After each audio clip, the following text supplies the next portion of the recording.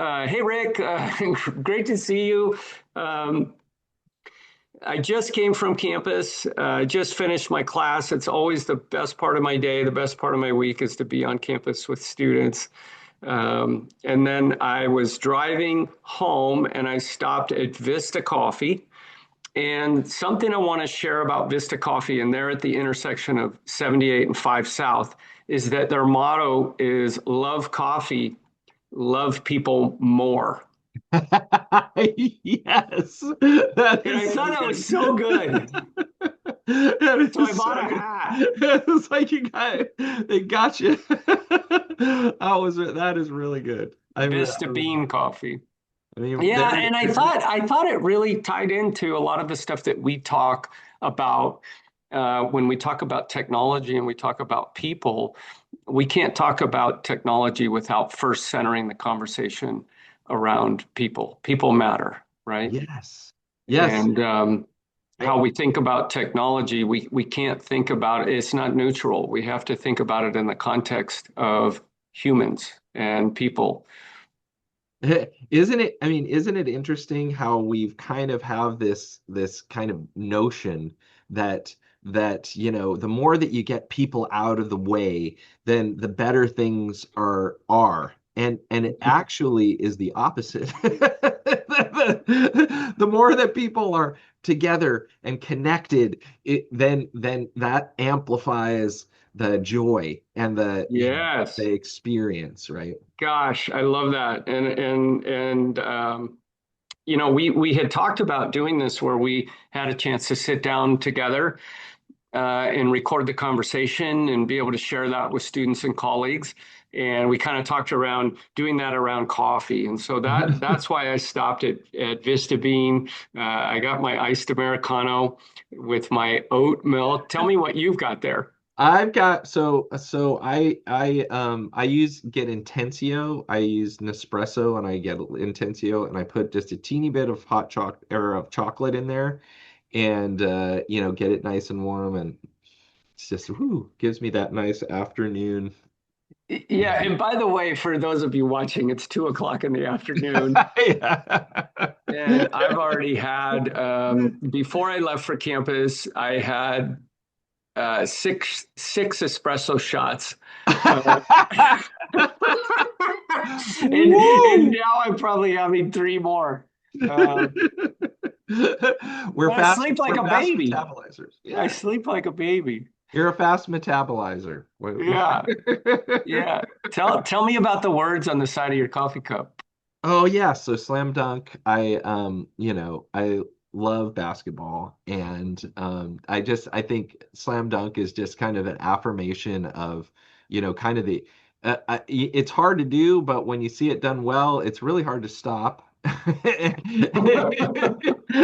And so I like to remind myself that, try to work towards try to work towards the easy shot. Like Yeah, there's something very kind of zen to me about that. It yeah. helps my focused intention. Gosh, that's a great parallel. So, as folks know, AI is really changing the conversation, right? And we've been engaged in that change and the for a while now. It's come upon us so quickly, and now it seems to be impacting everything we do. Um, and so we want to just kind of talk a little bit about just some of the things we're thinking about right now here in the spring 2026 semester, some of the big ideas, some of the wacky stuff, some of the stuff that we're not even sure where it's going. And one of the things I love about your work, Rick, is your uncertainty. I think that is so important. And we talk to students a lot about that, is that the more that you learn and the more that you engage in the learning process, the less clear things become, and that is a wonderful outcome. The Yes. ability to think critically at a really high level. One of the beautiful things about that is we're not so sure anymore that we have the right answers anymore. Yeah. And that's a really, I think, positive thing. in our democracy right now, in general. And the less sure we are, the better.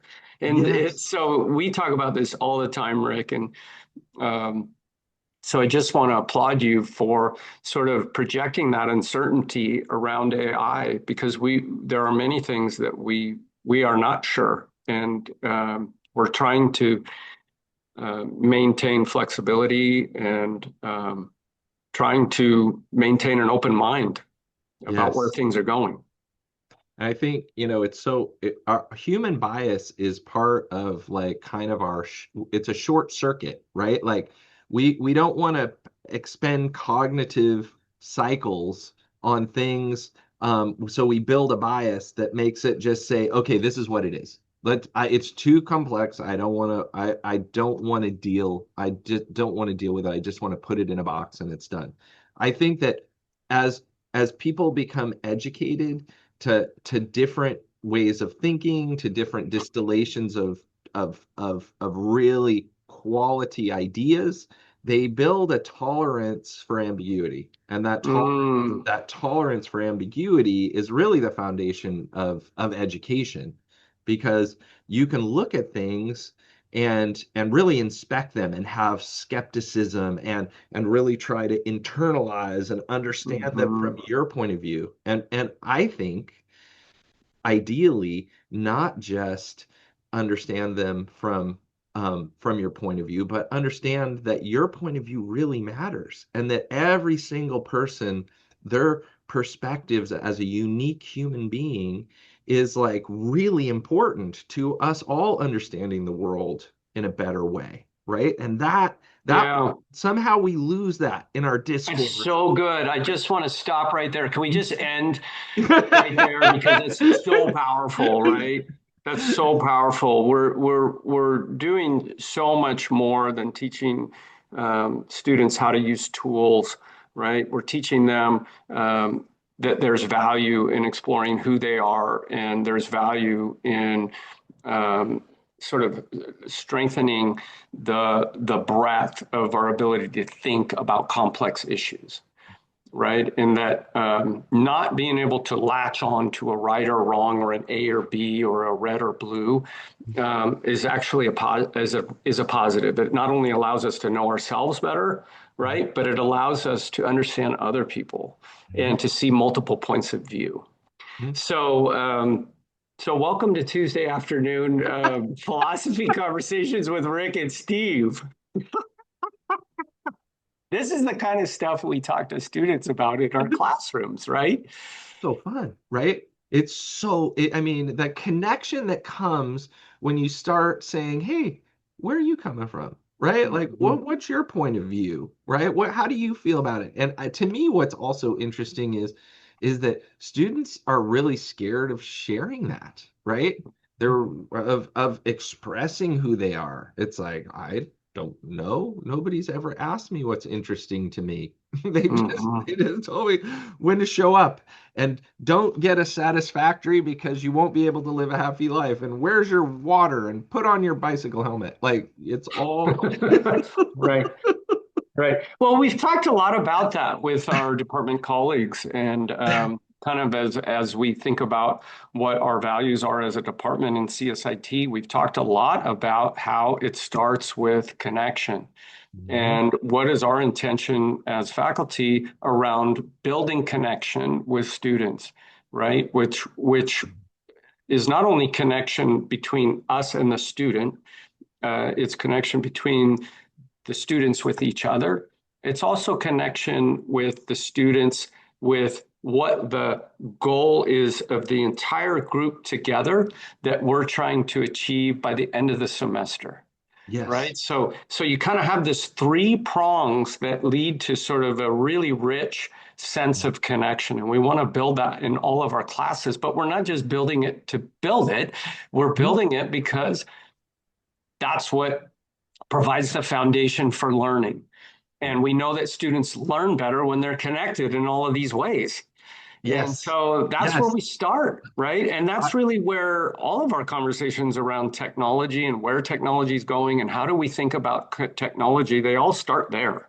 Yeah, and I want to back up to a word that you put out there, which was intention. And we've had a lot of like Hmm. discussion and a lot of work. Like when as a mentor, which you mentored me in the process of teaching and learning. You have if for those of you that don't know, Steve has is a educator's educator. And he when I first started my process of learning and teaching, I I got he expressed this idea of what is your intention? And it struck me like intention. Okay, wait. Yeah, before you do anything, you need to identify what your intention is. And if you have focused intention, then the ability to connect with your students magnifies, right? So that process, as we work together through that and understanding what focused intention is, like we started to really identify there's constituent parts that give you the agency to have to express focused intention, and that's accessible to everybody. That's a Yes. very learned thing if you can walk through that process. Yeah. Yeah, I love that. I love that. I think it's one of the key factors in success across every aspect of life. So I love that you highlight that and bring that to the discussion. And it's work. You got to work at that every single day to focus that intention around what it is that we believe, what it is that we value, what it is that we're trying to accomplish, what our future hopes and dreams are. Yeah. And the more intentional we are about that, I think the more success we're likely to have. Um, so good stuff. We never know where these conversations are going to go. I think I'm going to share a slide. We've talked a lot about Notebook LLM and just what a fantastic AI tool among the many hundreds of tools that are out there and coming online every single day. Notebook LLM is really a game changer for those who want to synthesize ideas.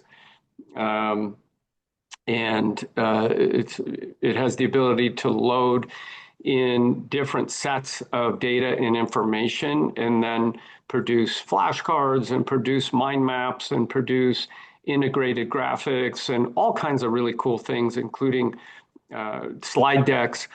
And so we A have some, lot. yeah, it's wild.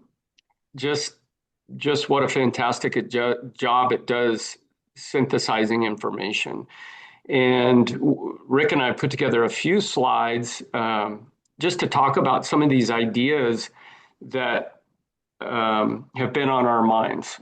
And so this first slide that we were just talking about, and are you able to see it, Rick? Yeah, yeah, it's perfect. Yeah. So this first slide that we were talking about before we came online together and we've been talking about is kind of like how we used to see technology um, with respect to learning and education and how we see it now and what we used to value and how we value it now and sort of like traditional models versus emerging or progressive models, right? And so there's really been a big shift with AI, and AI has really come.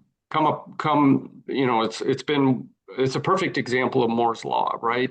This concept that as part of the information technology revolution, that anything related to technology really um, has this innate sort of uh, built-in expectation that it's going to get faster and faster and faster, and capacity is going to increase, and size is going to get smaller and smaller and smaller, and at the same time, price is going to decrease. So we can put that all into an XY graph, right? And then we can also overlay the concept of acceleration and velocity on top of that.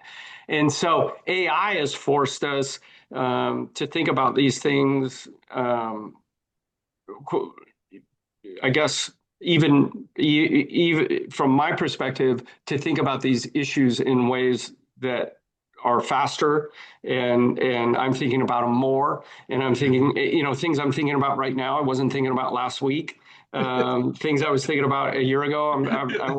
It's just everything is Moore's law is just shown itself to be true again and again and again, and especially with AI. And so, we used to think about tools, right? And learning Mhm. buttons and clicking things. And now we're thinking about what's the intentional direction of what we're trying to do overall with technology. We used to think about mastering software. Now we're thinking about developing higher learning velocity and adaptability, and we'll talk about that. Compliance, now we're thinking about bias and trust. Preparing for the workforce. Now we're thinking about learning who you are and shaping identity. And so I guess to be in this field, you have to love that fast that fast pace and the constant pressure to adapt to it. Yeah. You know, Yeah. and especially with AI. Oh my gosh. It's so true. And it's just and here it goes, right? Here is that explosion like you said like it used to be it was years between releases of OSs and applications and now as the technology progresses and we have this cognition that is at our fingertips that is accelerating everything. Now it's not just years, it's months, it's weeks, it's days that the world Mhm. changes. I mean, I still remember the first time that I saw an infographic come in through Notebook LM, and I was just like, are you kidding me? Like Yeah. just the ability to look at a meta level of an idea was just such a huge thing. And me personally, a part of my challenge, my neurodiversity, is that I really got resistant to getting way down a rabbit hole before I could see the bigger picture. So just even an infographic that allows me to see a broader context, a pattern, allows me then to dive deeper to increase my velocity and Hmm. capacity to push to new ideas and to think about things I and want to take on ask more you more intention.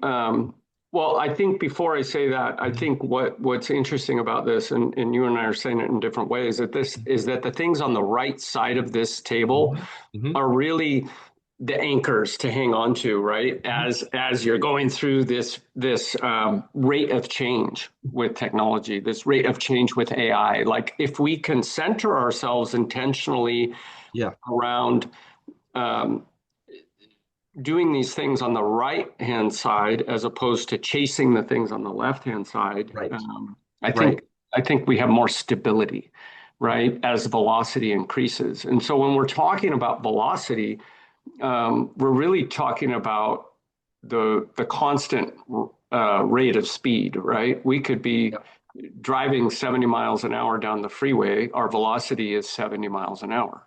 yeah, We could be driving at a slower velocity. We could be sure, driving at 20 miles an hour, right? sure. But the And velocity is constant.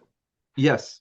And if you think about a lot of the ways that education is developed, that it has a great deal of friction, right? Mhm. There's friction that the friction of memorizing, the friction of like labeling, the friction of this way or no way, right? Like all these things create a friction between between who we are and what we how we experience the world and the way that we're being indoctrinated to see the world, right? Mm. And and that, is kind of a cafeteria style. It's like we don't care if you have any, food allergies.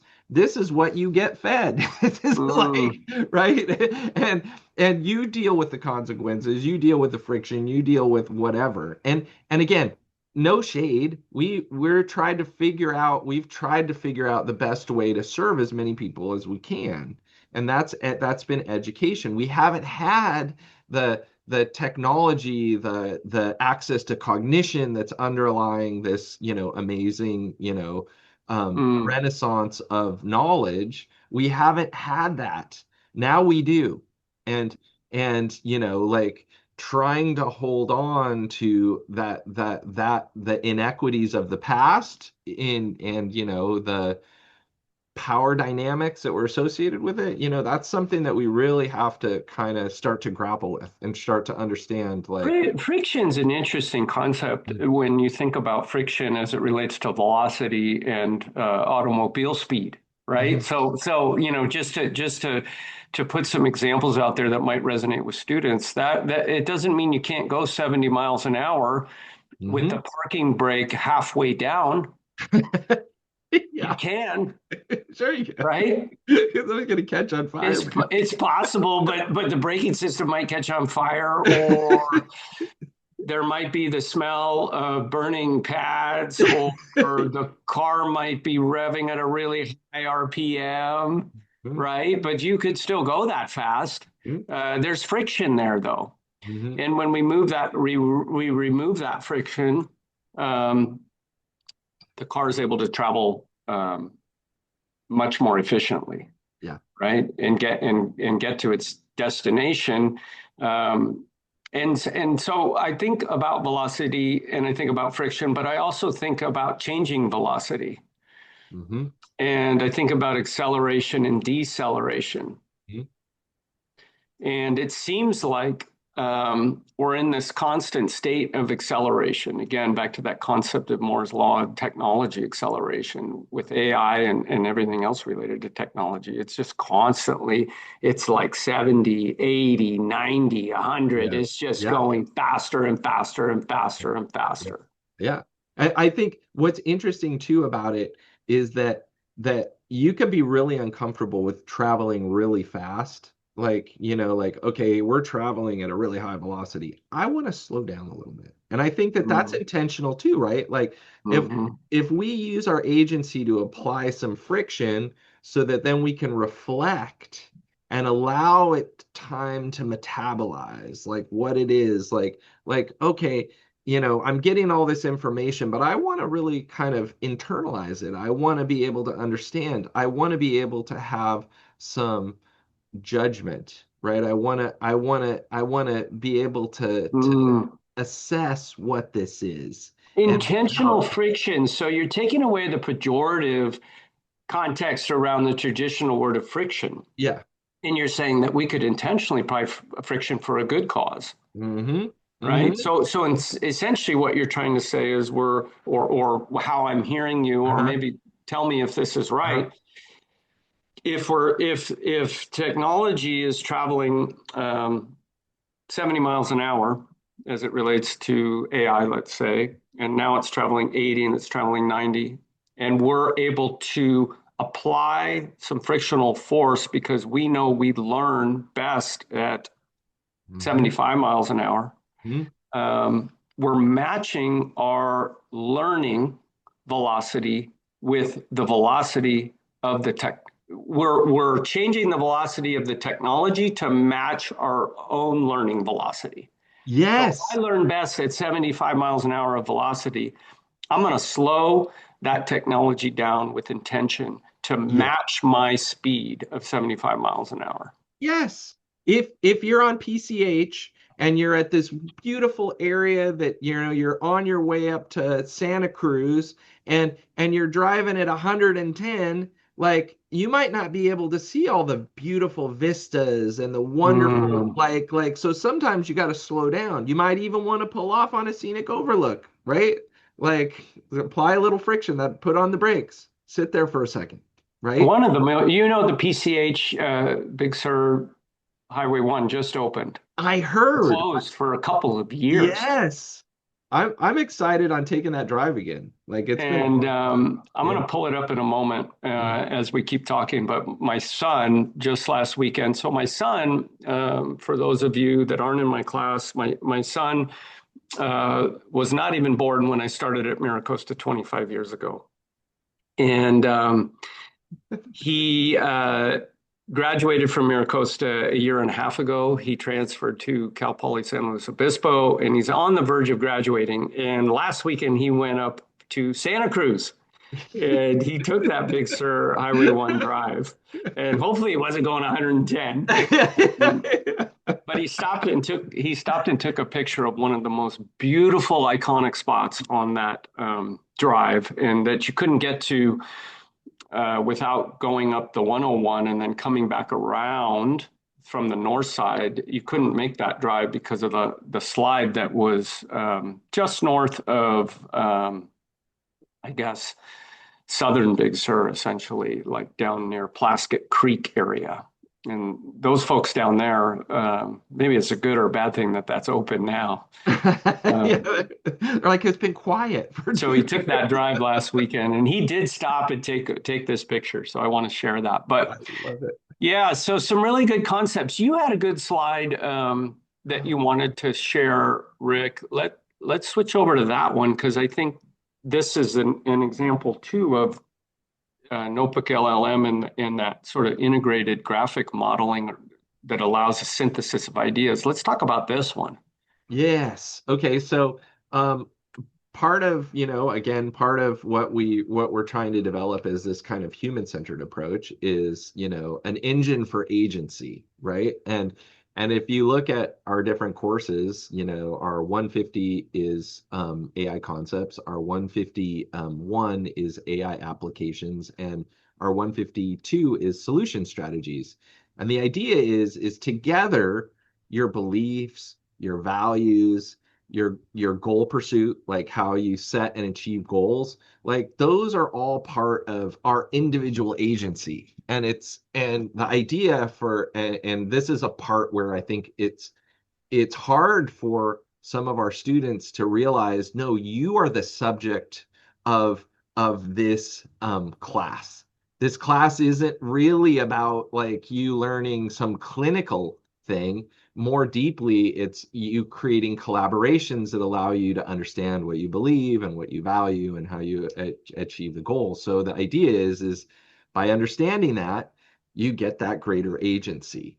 And the more agency that you have, I think fundamentally our our our push is to be able to um, have as the cognitive systems become more and more powerful, you able to wield and use the collaboration with AI to be able to achieve and get greater velocity. And in your world and what it is that you're doing and what it is that you look to experience, as opposed to not building agency and essentially just kind of being told what to do by the system, by the machines. And again, that's there's the ambiguity, there's the challenge, there's the thing. And so that human-centered approach is really kind of to tune your instrument, that your our side of the equation, the human side, because we may not have any control over what the AI side of the equation is, but we definitely can have control over our individual side. When you say agency, Rick, put that in your own words. Mm. So agency, I believe, is an expression of your reality, right? So we all exist as a collective intelligence. This is my point of view, is that we have all these cells in our body and they're all doing their own thing. Some of them are collections of cells, we call those organs, and they all feed up into like who we are. Like my Rickness is a collection of as a collective intelligence that expresses as Rick. And that collective intelligence has emerged over billions of years to be this presentation. And and that presentation has, the more agency that I develop, the more that I learn how to understand who Rick is, then the more that I can connect meaningfully with the world around me. First with the people around me, like that to connect and to love and to have joy, and that agency then gives me and again, this is my point of view, gives me a wealth, right? Wealth in being able Mm, to find joy in where I am in any moment. And I think that that's one of the, that's liberation. That's freedom. That's the ability for us to express and connect with the But Rick, isn't wealth just about money? If I have a lot of coin, aren't I wealthy? Actually, yes, I'm yes, not wealthy right yes, now. If I yes, have yes, yes, Bitcoin, right. it was down another 10% today. It Yes. hit that. I think it Welcome. hit 67,000 today. Oh, welcome to the roller coaster of rich, right? Like we have been we've been tricked we've been tricked into believing that money is going to give us wealth, right? Mm, That money is wealth, like that they connect. Money may it there's a certain amount of money that allows us to live a life that, we have enough food, we have enough, like there that there's a truth there. But money in and of itself, and if you've seen anybody that has a massive amount of money, all they care about is either more money or protecting the money that they have. And that's not retrieving joy in every moment, right? Wealth is your ability to find joy in where you are and what you're doing and the relationships and the connection that you have. And again, I know, I hope that people like kind of can weigh that and sit with that ambiguity, because a lot of us have been indoctrinated to believe that the only way towards happiness is wealth, and or is rich, is to become rich and have more monetary mm, success. And mm, that is not, there's less agency sometimes in achieving more monetary success than there is in actually identifying who we are and what we care about and what we value. And the more agency that we get, the wealthier that we become, the more free we become from the illusion of, of rich. we're going to co-write a book on this. Yeah, Um, yeah, we are. we talk about this Yeah, we all the time. Let me show, do. let me see if I could share this slide. Are you able to see this? Oh, that's so beautiful. He applied friction at the right time. That's exactly right. He slowed down, he pulled over, and Is he that a waterfall going that's a right in? waterfall. Oh my. This is now accessible from Southern California Wow. via Highway 1. And this is an iconic spot on the Big Sur Highway 1 drive. That is And he so. captured this picture. It's just so cool. So cool. As you know, Owen's a Yes. visual media major, and so he borrowed one of the cameras from the photography studio and took it up and took some really cool shots. And I just love that he stopped and had a chance to really absorb this. It was a Yeah. place we took him as a little kid, but he didn't remember it. And so going back later now, he really appreciated it, and just so cool, so cool. It's beautiful. Um, It's beautiful. so so this is so I love those ideas. Let's keep talking about more ideas, and I want to share this one right here and just get your immediate reaction to it. So your job is just to give me your, and you don't know which slide I'm going to show. Okay, you ready? Just give me your immediate reaction. Oh. I love it. I mean, again, right? Like becoming. There's something about uh becoming that is, and even more so, I always think about it as like the idea of a human being, right? It's a human being, right? Mhm. And along that, in that journey, our agency leads us to explore who we can become, how we can become more connected. So becoming is such a cool thing. And I feel like, yes, there is the old world. Can they use the tool? Do, Mm-hmm. do they did they check that list? Like, Mm-hmm. do they have a certification? It was all life in Mhm. our formal world or our former world was about, how do we validate? We as academia somehow along the way became an outsourced HR department for businesses. Okay, people can show up, they can wear shoes, they can not, they can jump over some hurdles. Okay, we'll look at their resume, right? Right. Yeah. And this slide really resonates with me too. I mean, right. So it really goes to the heart of what we're trying to do in CSIT with students. Certainly, you have to be able to use the tools, but that's not the only question, right? It's can you use the tool when the tool's in a different spot? Can you use a different tool? Um, can can you use when the tool when the tool does something new or something different? Um, can you use the tool to solve a problem that you didn't see coming? Yes. You know, uh, can you partner with the tool in a way that it's going to uh, bring some context to something that you couldn't do otherwise? There's so many layers and so many elements that go beyond the left side of this slide Yeah. um, that really, ultimately are determined again by the degree to which we're able to um, know who we are as humans and know what we're trying to do with the tool. Mhm. And Yeah.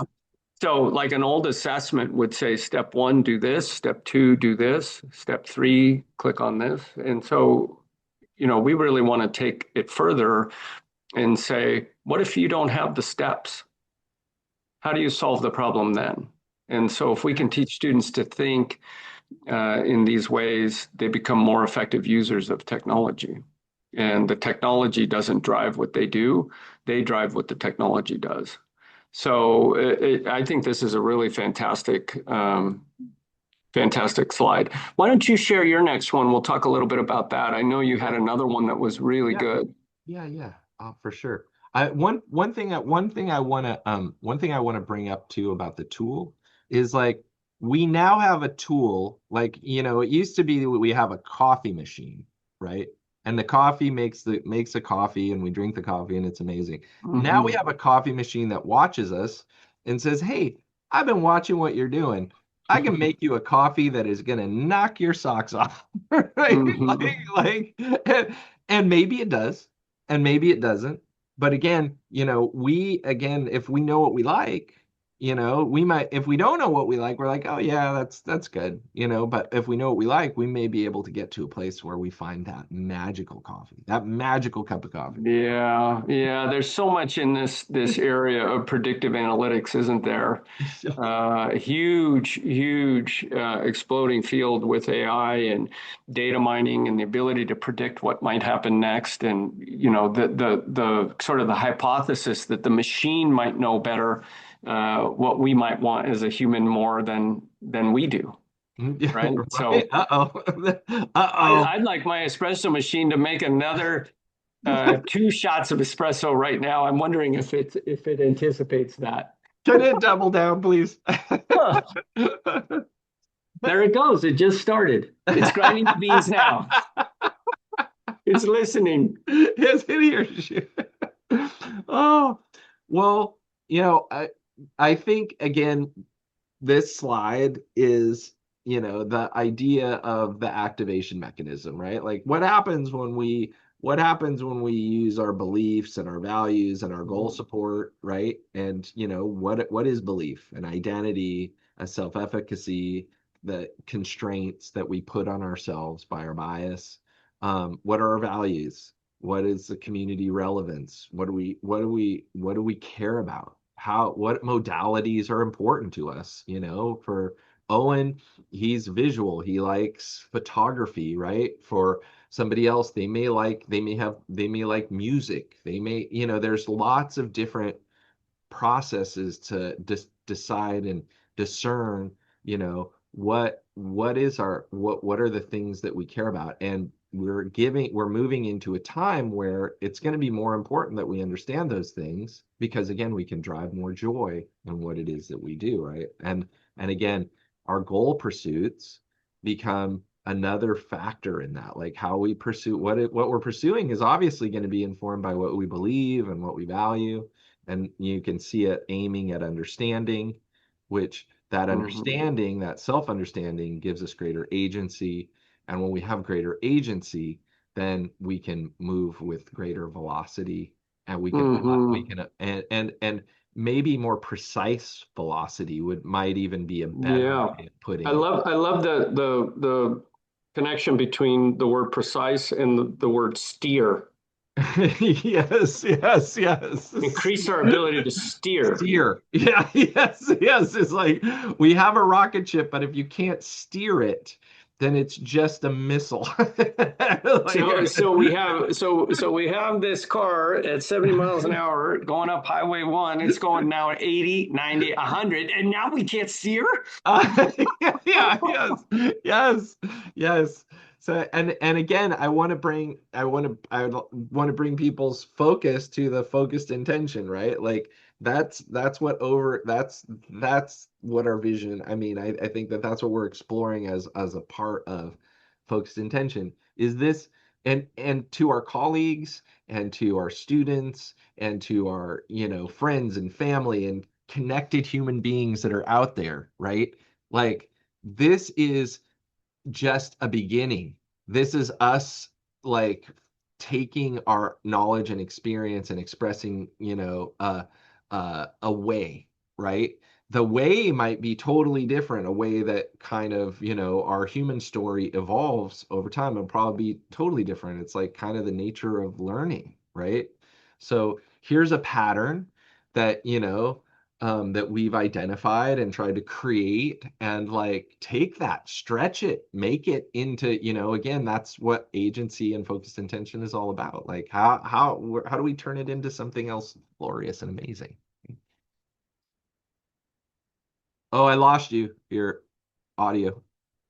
I want to talk quickly. You had the chance last week to fly up to San Francisco and go to OpenAI's headquarters. Mhm. And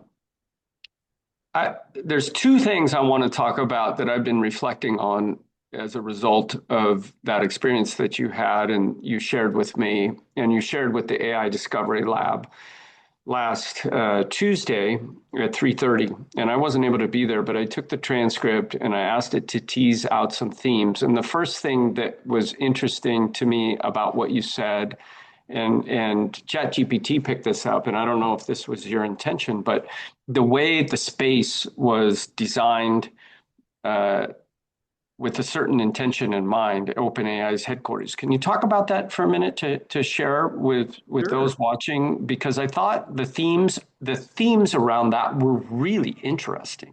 Yes, I think, anyone, like I was always a big fan of Steve Jobs. And Steve Jobs had this idea that, spaces matter, which was why they designed, Apple and Apple stores the way that they designed them is that do spaces inspire. And I feel like, that wasn't something he invented. Like, cathedrals were built for the same kind of moment, right? Like where people walk into a cathedral and there's a sense of awe of of what their connection to a broader thing because this is so much. And again, you could feel it. Like the architects did a terrific job of reflecting, like generating awe, like the space that OpenAI delivers makes you feel like, whoa, okay, they're looking at every detail,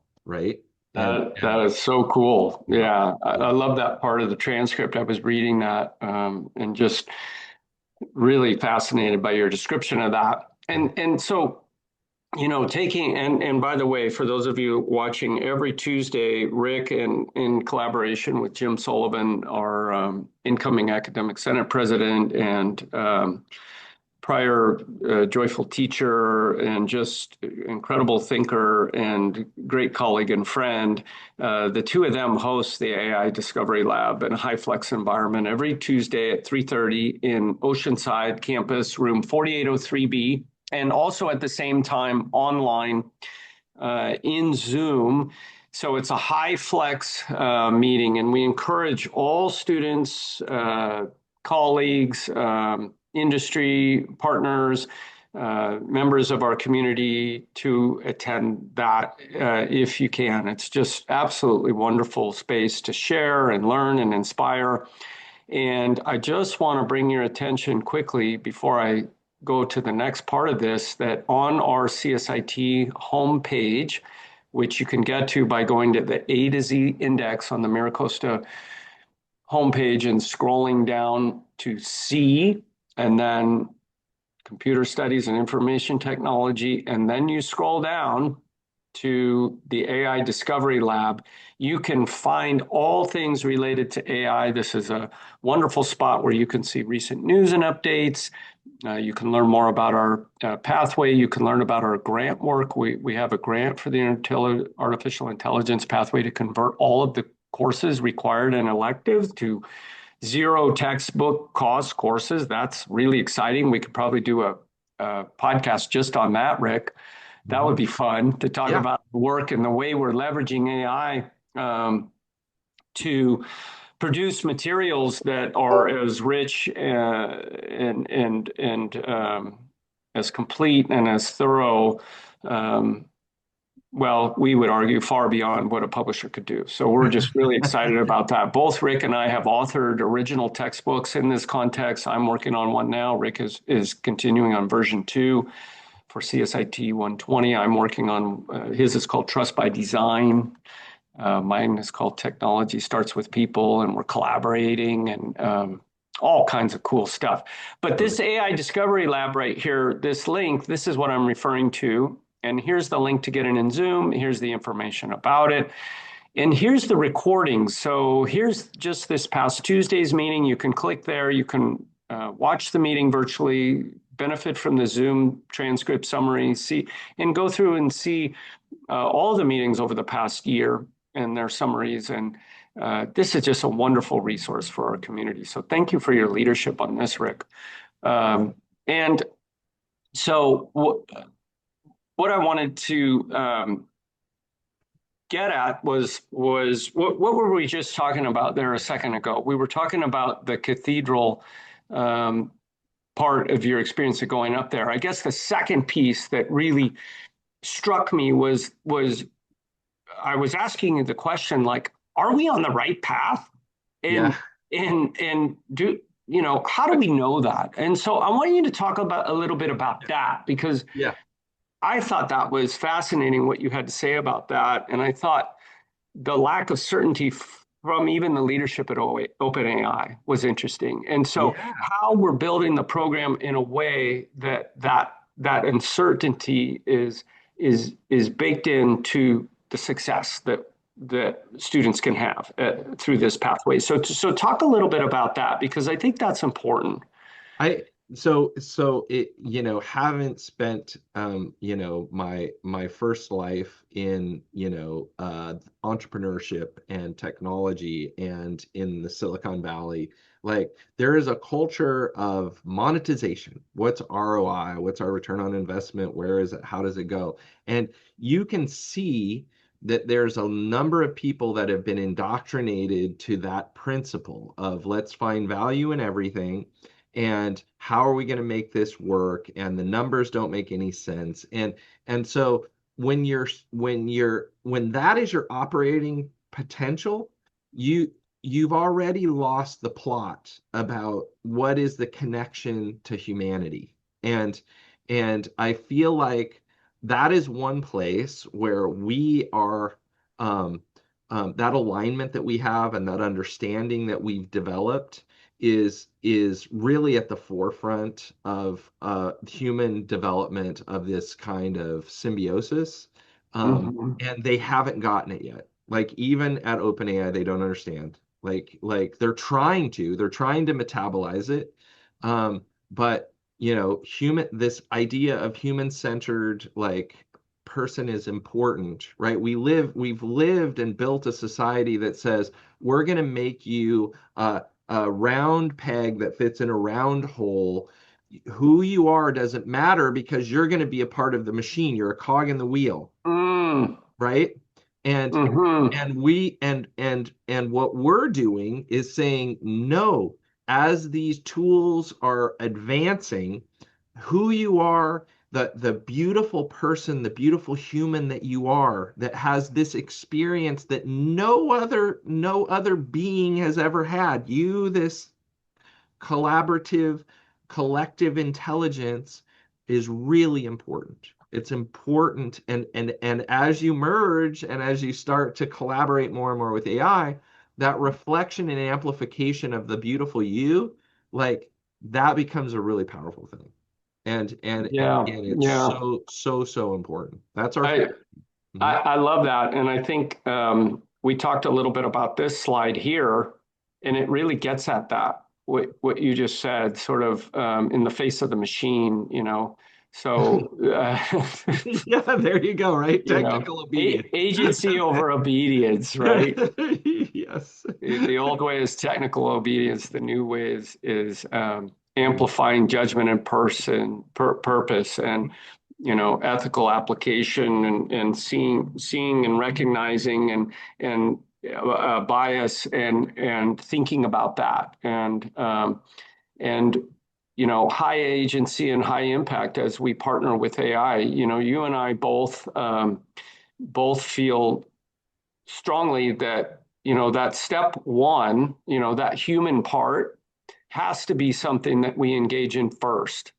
And then step two is really that partnership with AI, right? Which we think is going to be across every industry, across every job function, Mhm. right? And to get to that step three, which is really the ultimate outcome, which is that, what is the outcome of the human partnering with AI that includes that reflection, that includes that acknowledgement, and includes that thinking, right? And includes, um, that three-step process where we don't just go straight to the AI, right? We include the human piece, and we Yeah. see the ways that that can enable us and partner us to produce something greater than we could have produced by ourselves alone, Yes. right? Yes. Right. And it's interesting because as we had talked about, like, mindset and how important mindset was in order to, to really collaborate with Mm, AI for a great outcome. Like, a lot of people want to be in a space where they think of it, I just want to think of it as a tool because it's creepy hmm. if I think about it as anything else but that. Yeah. However, that mindset also makes you frustrated because Hmm. the predictability and the outcomes, sometimes they don't feel as deterministic as we're used to. I just want an answer, okay?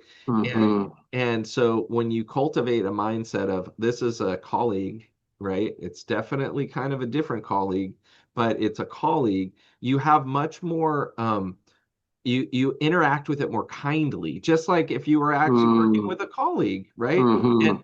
And for no other reason, not that we're trying to get you to delude yourself, but for no other reason than to be able to have the presence to actually not be frustrated, but to actually enjoy the collaboration.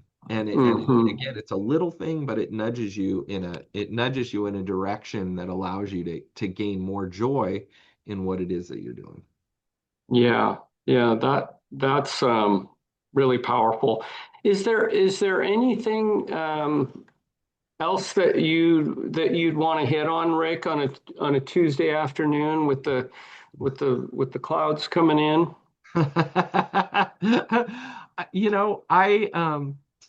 I just want to say that, along the way, like, this journey that we're starting, you know, it really can you really can lose track of who you are, right? And that it's really worth, like, using some of your time and focus to explore who that amazing person is. And that if you use that and develop agency and some focused intention in your life, like the ability to steer your steering mechanism, it gets better. And the joy that you can derive from what it is that you're doing is just magnified. I love that. I love that. I just popped over. This is how powerful these tools are. I just popped over to um, ChatGPT and had it produce an AI image for us that I could share and put on the screen with us because this is now the third person in the room having the conversation with us, right? It's the colleague at the table. And it's kind of a metaphor for how we might see the future is that at some point we're going to be having this conversation and we're going to be have some type of humanized robot in the room with us, in the conversation with us. Mm-hmm. Um, in the classroom with us, Mm-hmm. sitting next to us on the assembly room floor, Yep. sitting next to us at the board meeting. We might have Yes. several people, several agents um, as we create um, uh, AI enabled thinking partners Yes. to collaborate in ways that we never thought possible. Right. And so this is the future and it's here right now and it couldn't be more exciting. We talk about the Industrial Revolution a lot in some of our foundational classes.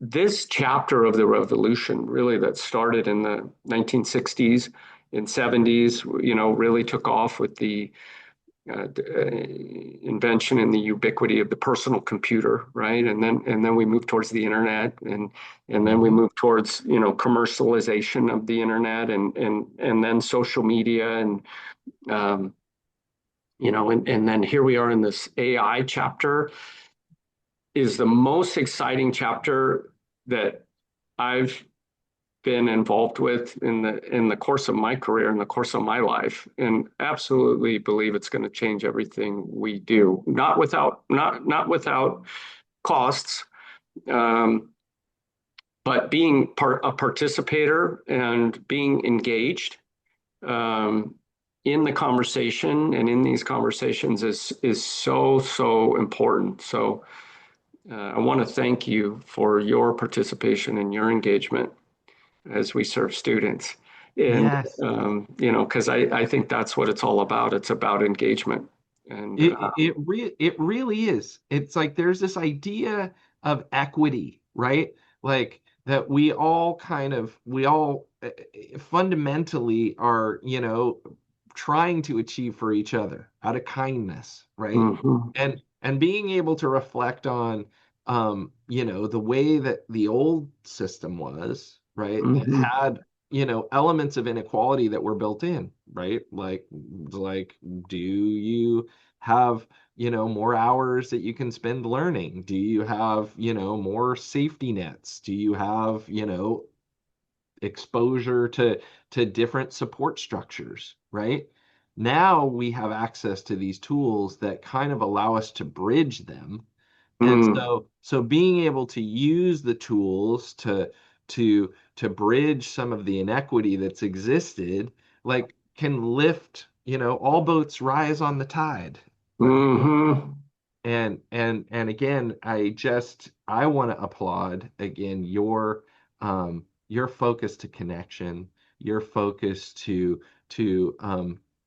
helping us all build a culture of caring and kindness. Like it just inspires me every day. So Thank you, Rick. I love talking to you. I just want to wrap up by talking about something that you and I earlier in our careers used to say to everybody as it relates to technology. And I used to say this all the time in the classroom that if the information technology revolution, right, one of the great revolutions in the history of the world, right, if that revolution uh, is upon us, we are only in the second or third inning. I used to say that, right? And I had no idea what was coming with AI, Yeah.